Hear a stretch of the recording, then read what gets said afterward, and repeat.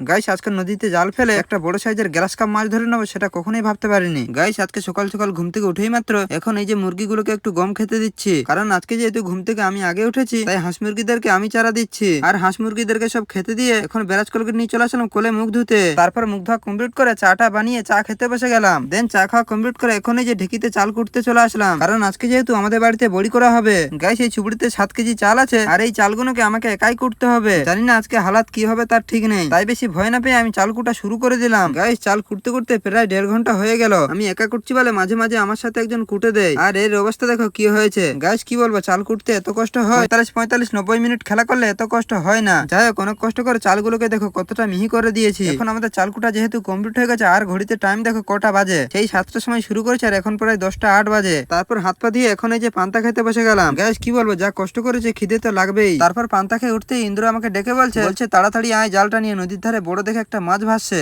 তারপর ওর কথাটা শুনতে জালটা নিয়ে এক ছুটে পুরো নদীর ধারে চলে আসলাম। কিন্তু নদীর ধারে এসে দেখছি নদীতে ভালোই জোয়ার উঠেছে। আমার মনে হয় এইটা বড় সাইজের একটা ট্যাংরা মাছ হবে, কারণ ওরা কর্পোরেশনে জল ছাড়লে ভেসে ভেসে বেড়ায়, পুরোটা ময়লা জল হয়ে যায়, তাই ওরা বেশিক্ষণ জলের ভিতরে থাকতে পারে না। তারপর কিছুক্ষণ ঘোরাফেরা করতেই দেখছি মুখ তুলেছে, তাই তাড়াতাড়ি ছুটে গিয়ে একটা খেম মেরে দিলাম, কিন্তু টেনে তুলতেই মাছটা পড়লো না। গাইস তোমাদেরকে যে মাছটা বললাম সেই মাছটা না, এটা হাড়ির মাছ, গ্লাস কাপ নেই, কাতলা মাছ হবে। গাইস মাছটা একবার ধরার চান্স দিল, ভাই আর উঠছে না। দেখতে দেখতে প্রায় আধা ঘন্টা 1 ঘন্টা হয়ে গেল। ভেসে ভেসে যদি পানার ভিতরে উঠে তাহলে আর ধরতে পারবো না। অনেকক্ষণের উপরে জালটা গুটিয়ে বাড়ি চলে আসবো কি দেখছি আরেকবার পুরোষ্ট ভেসে আছে। তারপর ছুটে গিয়ে একটা খেম মারতে দেখছি মাছটা পড়েই গেল। জালটা যখন ফেলি সাথে সাথে আমি তুলিনি, জালের ঘাইটা ভালো করে মাটিতে বসতে দিয়েছি, তারপরে টেনেছি। গাইস এইটা হলো একটা গ্লাস কাপ মাছ। তোমাদেরকে এই হাড়ির কথা বলছিলাম না, ওটা করে যখন হাড়িতে করে মাছ আসে তখন ওজন করার সময় লাভ মেরে একটা দুটো পালিয়ে যায়, আর মাছগুলো যখন নদীর জলে পড়ে যায় তখন কর্পোরেশনের জলে ওরা বেশিক্ষণ থাকতে পারে না, ঠিক কিছুটা দূর গিয়ে ওরা জলে ভেসে বেড়ায়। গাইস আজকের ভিডিওটা বেশি বড় করতে পারিনি, কারণ ঢেকিতে চাল করতে আর মাছ ধরতে অনেকটা সময় চলে গেছে। তারপর চান করেছে, এখন এই যে ভাত খেতে বসে গেলাম। গাইস আজকে ভাত খাচ্ছি প্রায় 3টে বাজতে যায়। তো আজকের ব্লগটা এই পর্যন্ত। আর ব্লগটা যদি তোমাদের ভালো লাগে তাহলে একটা লাইক করে দিও। দেখাচ্ছে অন্য কোনো ব্লগ নিয়ে। Tata bye.